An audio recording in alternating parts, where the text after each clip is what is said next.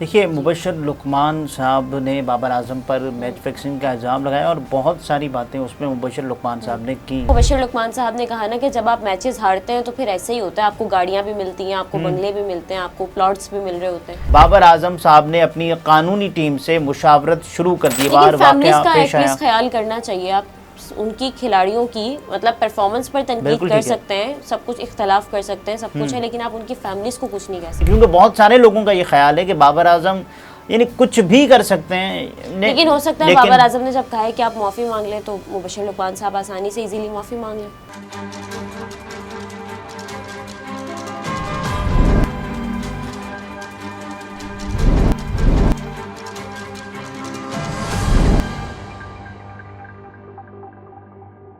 السلام علیکم، میں ہوں نمرا سہیل، آپ دیکھ رہے ہیں الگ نیوز۔ عبدالستار ہمارے ساتھ ہیں۔ مبشر لقمان نے بابر اعظم پر میچ فکسنگ کا الزام لگایا، جس کے بعد بابر اعظم نے مبشر لقمان کو ہتک عزت کا نوٹس بھیج دیا ہے۔ اس نوٹس کی کیا تمام تر تفصیلات ہیں آپ کے سامنے پیش کریں گے، لیکن اس سے پہلے آپ سے ریکویسٹ ہے کہ چینل کو سبسکرائب کریں، شیئر کریں اور بیل آئیکن کو بھی پریس کر دیں۔ دیکھیے مبشر لقمان صاحب نے بابر اعظم پر میچ فکسنگ کا الزام لگایا اور بہت ساری باتیں اس میں مبشر لقمان صاحب نے کی۔ جب پاکستان میچ ہار گیا 2024 T20 ورلڈ کپ 2024 میں، جو پاکستان کی پرفارمنس رہی انتہائی ناقص ترین تھی، اور یہ واحد T20 ورلڈ کپ تھا کہ جب پاکستان سپر 8 میں بھی جگہ بنا نہیں سکا۔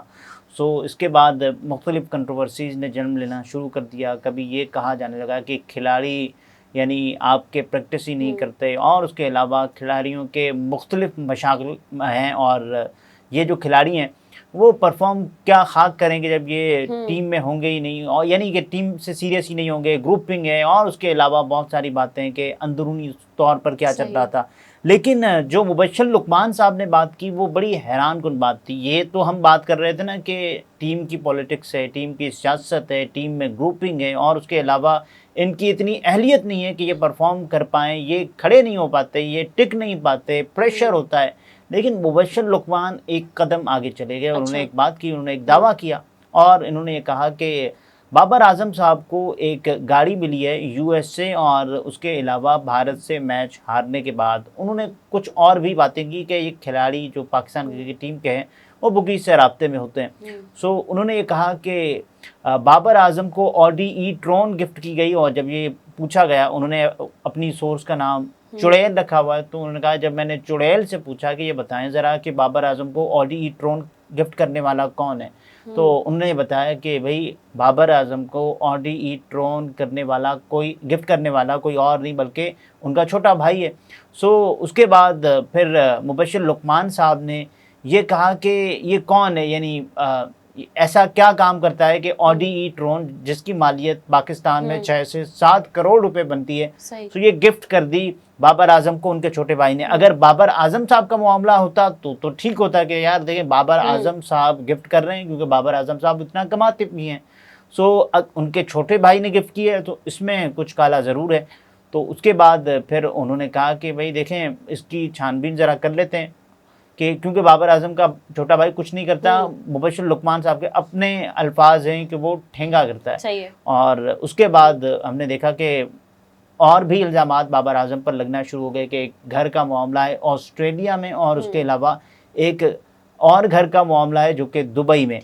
بابر اعظم صاحب کر کیا رہے ہیں، یعنی اتنا کچھ کیسے ان کے پاس آ رہا ہے کہ گھر وہ بھی بیرون ملک لے رہے ہیں جن کی مالیت بہت زیادہ ہوتی ہے، اور اس کے بعد لیکن اس پر تو مبشر لقمان صاحب نے کہا نا کہ جب آپ میچز ہارتے ہیں تو پھر ایسے ہی ہوتا ہے، آپ کو گاڑیاں بھی ملتی ہیں، آپ کو بنگلے بھی ملتے ہیں، آپ کو پلاٹس بھی مل رہے ہوتے ہیں۔ یعنی انہوں نے اس بات یہ دیکھیں کھلاڑیوں کی جو میچ فیس ہے، آپ اندازہ کریں کہ ODI کی جو میچ فیس ہے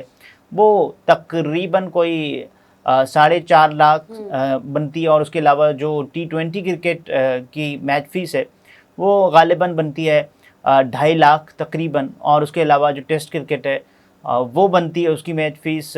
12.5 لاکھ، اور بابر اعظم کا جو سینٹرل کانٹریکٹ ہے جس میں ان کی جو تنخواہ صرف وہ 45 لاکھ روپے ہے، اور اس کے علاوہ آپ مین آف دی میچ، اور بابر اعظم تینوں فارمیٹس کھیلتے ہیں، تو جب تینوں فارمیٹس کھیلیں گے تو ماہانہ بابر اعظم آرام سے،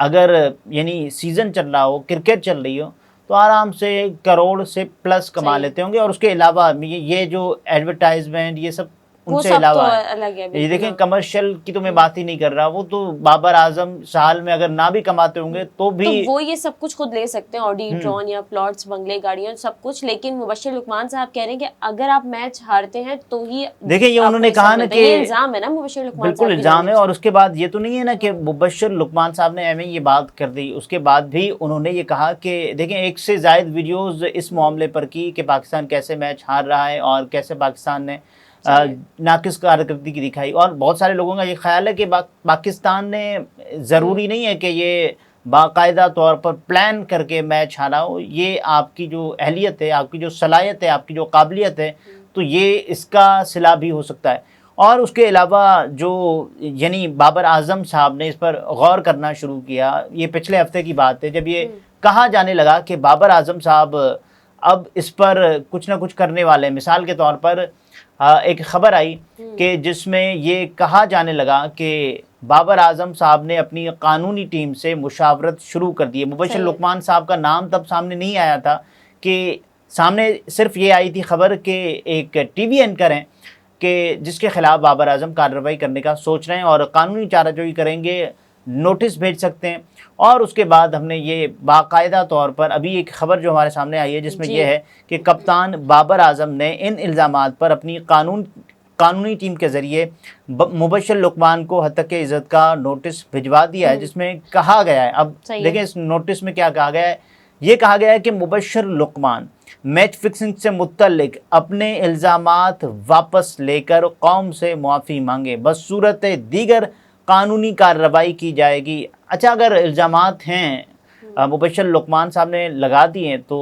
सिर्फ मुआफ़ी नहीं मांगे, ठीक है, अगर इल्ज़ामात के आपके पास ठोस शवाहिद मौजूद हैं सामने लाएं। और बाबर आजम, क्योंकि ये पाकिस्तान का मामला है ना, बाबर आजम किसके लिए खेलते हैं, तो ये पाकिस्तान के प्राइड का मामला है कि अगर आपके पास सबूत हैं तो पेश करें, अगर सबूत नहीं है तो माफ़ी मांगे। बिल्कुल ठीक है। यहाँ तो ये है ना कि आप मैच फिक्सिंग से मुत्तल्लिक अपने इल्ज़ामात वापस लेकर कौम से माफ़ी मांगे, यहाँ ये नहीं लिखा हुआ। इनको ये भी कहना चाहिए था ना वैसे। मेरा ख्याल है इस नोटिस का जो मरकजी हिस्सा है इसमें ये लिखा हुआ है, लेकिन ये भी ज़रूर होना चाहिए, क्योंकि और उसके अलावा जो कौमी टीम की फैमिलीज़ पर जब बात की जा रही थी कि भाई ये देखें खिलाड़ी अपनी फैमिलीज़ लेकर जाते हैं तो यहाँ फिर ये घूमने फिरने चले जाते हैं और क्रिकेट पर इनका फोकस नहीं होता, ये पता नहीं क्या करते हैं। तो इस हवाले से भी कौमी क्रिकेट टीम के असिस्टेंट कोच अजहर महमूद ने भी तनकीद करने वालों के खिलाफ कानूनी कार्रवाई का अंदिया देते हुए कहा है कि टीम पर इल्ज़ामात की बौछार से खिलाड़ी और उनके अहले खाना शदीद परेशानी का शिकार हैं और बगैर सबूत खिलाड़ियों पर इल्ज़ामात लगाने वालों के खिलाफ कानूनी कार्रवाई का हक महफूज रखते हैं।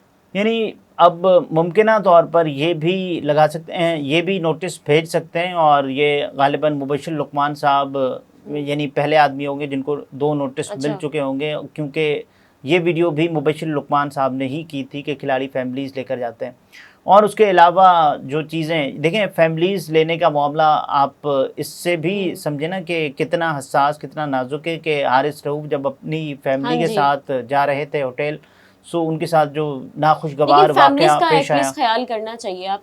उनकी खिलाड़ियों की मतलब परफॉर्मेंस पर तनकीद कर सकते हैं, सब कुछ इख्तलाफ कर सकते हैं, सब कुछ है, लेकिन आप उनकी फैमिलीज को कुछ नहीं कह सकते। देखिए इस पर तो सब बात कर रहे हैं ना कि टीम में ग्रुपिंग है, टीम में सियासत है, टीम में मुबश्शिर लुकमान साहब ने बाबर आजम के अलावा और भी बहुत से खिलाड़ियों पर इल्जाम लगाया था। मुबश्शिर लुकमान साहब ने तो ये कहा ना कि ये खिलाड़ी बाकायदा तौर पर बुकीज से राब्ते में होते हैं, ये होता है, वो होता है, और उसके बाद ये सट्टा होता है। सो मुबश्शिर लुकमान साहब को अब चाहिए ये है कि आपने जितने भी इल्जामात लगाएं, आपने या तो फिर ये तमाम तर आपने स्टंट खेला है, अगर स्टंट नहीं है तो आप सामने सबूत रखें। अगर ठीक है आप ये समझते हैं कि ये वो प्लेटफॉर्म नहीं है यूट्यूब के जहां आप सबूत रखें, लेकिन कम से कम एक वीडियो ज़रूर आप कर दें कि आपके पास इन चीज़ों के सबूत मौजूद हैं और वो आप कोर्ट ऑफ लॉ में पेश करेंगे। अगर आपने ये नहीं किया तो मुबश्शिर लुकमान साहब से, चूँकि वो एक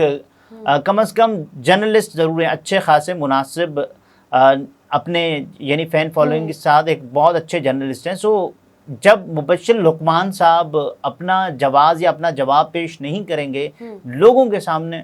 तो लोग फिर ज़ाहिर है मुबश्शिर लुकमान को ही इसमें कसूरवार समझेंगे, क्योंकि बहुत सारे लोगों का ये ख्याल है कि बाबर आजम यानी कुछ भी कर सकते हैं। लेकिन हो सकता है बाबर आजम ने जब कहा है कि आप माफ़ी मांग लें तो मुबश्शिर लुकमान साहब आसानी से इजीली माफ़ी मांग लें। मुबश्शिर लुकमान साहब के पास ये ज़रूर है कि भाई माफ़ी मांगे और आगे मूव करें, लेकिन मुबश्शिर लुकमान साहब उसके बाद मुसलसल वीडियोस किए जा रहे हैं ना, अगर उन्होंने ऐसा ही समझा होता, माफ़ी मांगनी ही होती, उनको ये अंदाज़ा हो गया होगा कि बाबर आजम उनको नोटिस भेजेंगे, और उन्हें ये अंदाज़ा तब भी हो गया होगा जब उन्होंने ये वीडियो की होगी, क्योंकि बहुत इसमें आप देखें कि सेंसिटिव इल्ज़ामात तो फिर लगाए। यकीनन उनके पास कुछ तो सबूत होंगे जिसके बिहाफ देखिए, पर मैं उन्होंने इतनी सबूतों की बड़ी बात बातें नहीं कर रहा, की हैं। लेकिन हाँ। मुबश्शिर लुकमान साहब ने एक रिस्क ले लिया है, और अब देखें अगर जब तक वो सबूत पेश नहीं करते, वो सबके यानी सबकी नज़रों में होंगे कि मुबश्शिर लुकमान साहब या तो सबूत पेश करें या फिर आप माफ़ी मांगें, कोई एक रास्ता ज़रूर इख्तियार करें। सही। नाज़रीन, गुफ्तगू आपने मुलाहिज़ा फरमाई। अब्दुल सत्तार हमारे साथ थे। इजाज़त दीजिए। अल्लाह हाफ़िज़।